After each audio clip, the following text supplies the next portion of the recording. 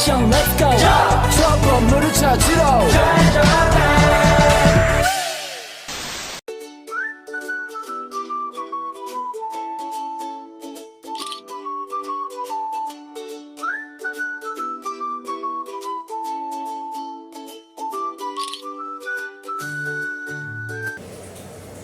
Assalamualaikum warahmatullahi wabarakatuh. Halo teman-teman semuanya, kami dari kelompok E kelas R2H izin memperkenalkan diri. Saya Fatma Febina dengan nomor NPM 2023-14500-961 dan teman saya. Hai, saya Shanindita Zarafansuri, NPM 2023-1450-1012. Pada video ini kami akan menjelaskan tentang pembentukan alam semesta dan menjelaskan tentang tata surya. Mata kuliah Ilmu Kalaman Dasar dan dosen pengampunya Ibu Mimanizma SEMM. Let's get started. Sebelum kita menjelaskan tentang pembentukan alam semesta, kalian ada yang tahu nggak sih apa itu alam semesta? Alam semesta adalah ruang di mana di dalamnya terdapat kehidupan biotik maupun abiotik, serta segala macam peristiwa alam yang dapat diungkapkan maupun yang belum dapat diungkapkan oleh manusia. Ada beberapa teori terbentuknya alam semesta. Yang pertama, teori dalam pandangan sains klasik. Kedua, teori dalam pandangan sains modern. Ketiga, proses penciptaan alam semesta menurut Al-Quran. Berikut beberapa teori pembentukan alam semesta dalam pandangan sains klasik. Pertama, teori dentuman besar atau Big Bang Theory. Ahli yang pertama kali mencetuskan atau menemukan teori ini adalah Alexander Friedman pada tahun 1922. Ia merupakan ahli fisika yang berasal dari Rusia. Isi dari teori yang diungkapkan adalah struktur alam semesta selalu berubah atau dinamis. Berdasarkan teori dentuman besar atau teori Big Bang, alam semesta terdiri dari massa yang sangat besar dan massa jenis yang sangat besar juga. Kemudian, adanya reaksi inti mengakibatkan massa tersebut meledak dan mengembang sangat cepat hingga menjauhi pusat ledakan. Ledakan dahsyat itu terjadi sekitar 13,7 miliar tahun yang lalu. Dalam perkembangannya, teori ini dikembangkan oleh astronom dari Amerika Serikat yaitu Edwin Hubble. Menurut Hubble, pada awalnya bintang-bintang itu berkumpul di satu titik massa yang dikenal dengan volume 0. Namun, pada suatu waktu volume 0 itu meledak dan mengembang. Setelah terjadi ledakan dahsyat di volume 0, maka semua galaksi dan bintang-bintang mengalami pergeseran cahaya bintang-bintang yang mendekati spektrum merah. Dengan kata lain, pergeseran yang terjadi akibat ledakan dahsyat mengakibatkan bintang-bintang menjauhi bumi dan perlahan-lahan saling menjauh satu sama lain. Namun, teori mendapatkan menerima penolakan dari salah satu ahli yaitu Sir Fred Hoyle. Penolakan terhadap teori ini terjadi pada pertengahan abad ke-20 saat Hoyle mencetuskan teori keadaan tetap. Hoyle melalui teori keadaan tetap menyatakan bahwa ukuran alam semesta tidak terbatas dan alam semesta tidak memiliki batas waktu atau akan ada sepanjang masa. Karena perbedaan gagasan inilah yang menyebabkan teori ledakan atau dentuman dahsyat mendapatkan penolakan dari Sir Fred Hoyle. 2. Teori ekspansi dan kontraksi. Teori ini berpendapat bahwa ada suatu siklus di jagat raya. Satu siklus mengalami satu masa ekspansi dan satu masa kontraksi. Satu siklus diperkirakan berlangsung selama 30 miliar tahun. Dalam masa ekspansi terbentuklah galaksi-galaksi serta bintang-bintang di dalamnya. Ekspansi ini diakibatkan oleh adanya reaksi inti hidrogen yang pada akhirnya membentuk unsur-unsur lain yang kompleks. Pada masa kontraksi, galaksi dan bintang yang telah terbentuk meredup dan unsur-unsur yang telah terbentuk menyusut dengan mengeluarkan tenaga berupa panas yang sangat tinggi. Disebut juga oscillating theory atau teori mengambang dan memampat. 3. Teori nebula.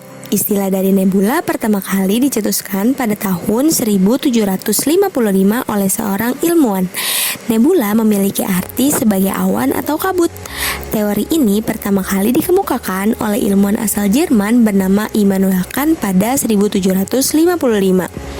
Teori ini juga menjadi salah satu teori yang penjelasannya paling bisa diterima oleh banyak ilmuwan.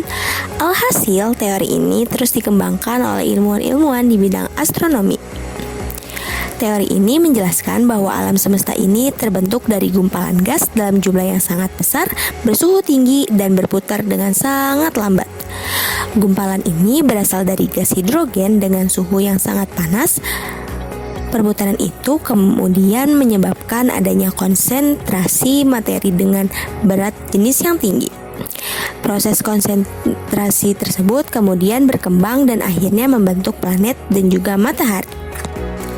4. Teori alam semesta kuantum. Pada tahun 1966, teori alam semesta kuantum diciptakan oleh William Lane Craig. Dalam teori ini, alam semesta dinyatakan sudah ada dari awal dan akan terus ada sepanjang masa. Teori ini juga menyatakan bahwa alam semesta tidak memiliki ruang hampa. Dengan kata lain, di dalam alam semesta hanya ada partikel-partikel subatomik. 5. Teori berayon. Kelanjutan dari teori dentuman atau ledakan besar adalah teori berayon. Para ahli mengemukakan bahwa gerak galaksi dan bintang yang saling menjauh. Setelah menjauh, galaksi dan bintang itu akan menunjukkan gerakan yang semakin melambat dan berhenti hingga mengkerut akibat gaya gravitasi. Setelah melambat hingga mengkerut, yang akan terjadi selanjutnya adalah materi-materi itu akan memadat dan meledak. Semua proses yang terjadi tidak menyebabkan materi-materi rusak atau tercipta, tetapi materi-materi itu hanya berubah tatanan.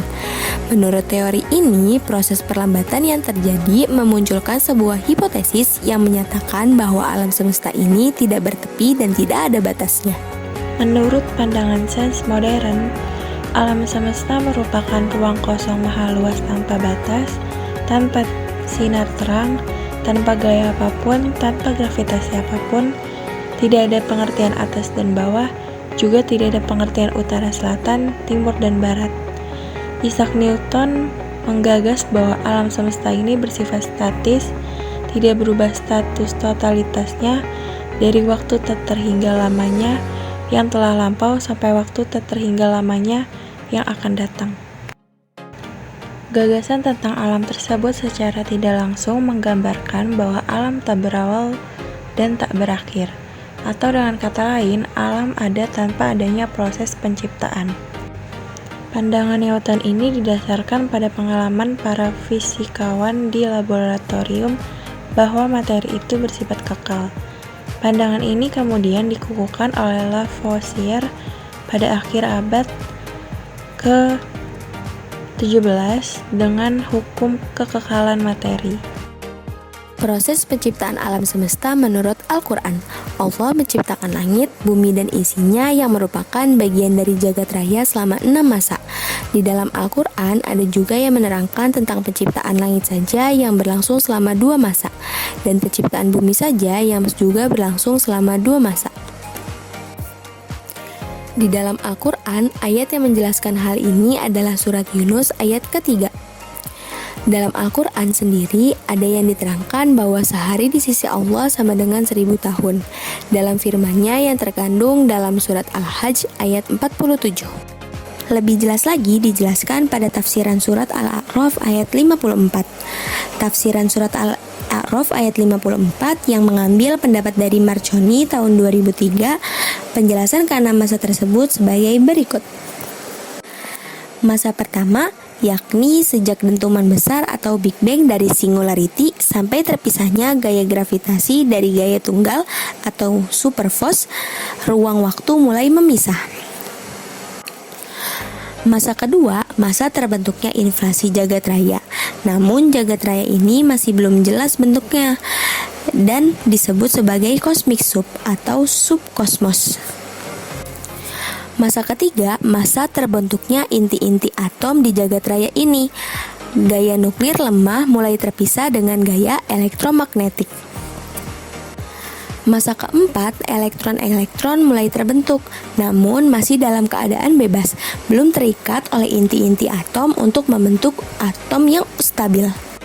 Masa kelima, terbentuknya atom-atom yang stabil, memisahkan materi dan radiasi dan jagat raya, terus mengembang dan mulai nampak transparan.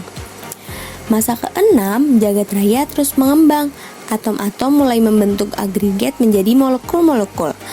Kemudian membentuk protogalaksi, galaksi-galaksi, bintang-bintang, tata surya, dan planet-planet. Berikutnya adalah menjelaskan tentang tata surya. Tapi sebelum itu, kalian ada yang tahu nggak tata surya itu apa sih? Tata surya merupakan bagian kecil dari alam semesta, sekumpulan benda langit yang saling berinteraksi, atau secara sederhana adalah sistem yang mengorbit ke pusat galaksi Bima Sakti, yaitu sebuah bintang sejati yang disebut juga dengan matahari. Tata surya mengorbit pusat galaksi Bima Sakti dengan kecepatan sekitar 515.000 mph atau 828.000 kph. Tata surya membutuhkan sekitar 230 juta tahun untuk menyelesaikan satu orbit di sekitar pusat galaksi. Ada beberapa anggota tata surya. Yang pertama itu ada matahari. Matahari merupakan pusat dari tata surya di alam semesta ini. Matahari juga bisa disebut bintang sejati karena sinar yang terpancar tidak akan padam. Matahari memiliki ukuran yang paling besar dibandingkan dengan planet-planet yang mengelilinginya. Diameter matahari adalah sekitar 1.392.684 km, sekitar 109 kali diameter bumi. Yang kedua, ada planet. Planet adalah objek langit yang bersinar karena memantulkan cahaya dari bintang dan bergerak mengelilingi bintang. Bagi masyarakat awam, planet merupakan anggota tata surya yang bergerak mengelilingi matahari. Ada 8 planet yang mengorbit mengelilingi matahari. Selain matahari, anggota terbesar tata surya adalah 8 planet utama ini. Planet ini terdiri dari 4 planet dalam dan 4 planet luar. Planet dalam itu ada 4. Yang pertama ada Merkurius, yang kedua ada Venus. Merkurius, planet ini sangat dekat dengan matahari sehingga hanya membutuhkan waktu 88 hari untuk menyelesaikan orbitnya dan jauh lebih panas dari bumi. Venus adalah planet berikutnya seperti bumi. Venus memiliki atmosfer atau udara di sekitarnya, tetapi jauh lebih tebal daripada bumi, dan Venus tertutup awan secara permanen. Venus merupakan planet terpanas dan memiliki suhu rata-rata 460 derajat Celcius. Diperlukan 225 hari untuk mengelilingi matahari. Ketiga dan keempat itu ada Bumi dan Mars. Bumi adalah tempat manusia tinggal. Bumi terbuat dari batu dan merupakan satu-satunya planet yang airnya berbentuk cair. Planet lain terlalu panas atau terlalu dingin. Bumi membutuhkan 365 hari untuk mengelilingi matahari. Mars sedikit lebih kecil dari Bumi, tapi lebih jauh jaraknya dengan matahari. Mars berwarna kemerahan dan kadang disebut planet merah. Mars membutuhkan 687 hari untuk menyelesaikan orbitnya dari matahari dan suhu rata-rata minus 63 derajat Celcius. Selanjutnya, planet luar. Yang pertama, Jupiter. Jupiter adalah planet terbesar di tata surya.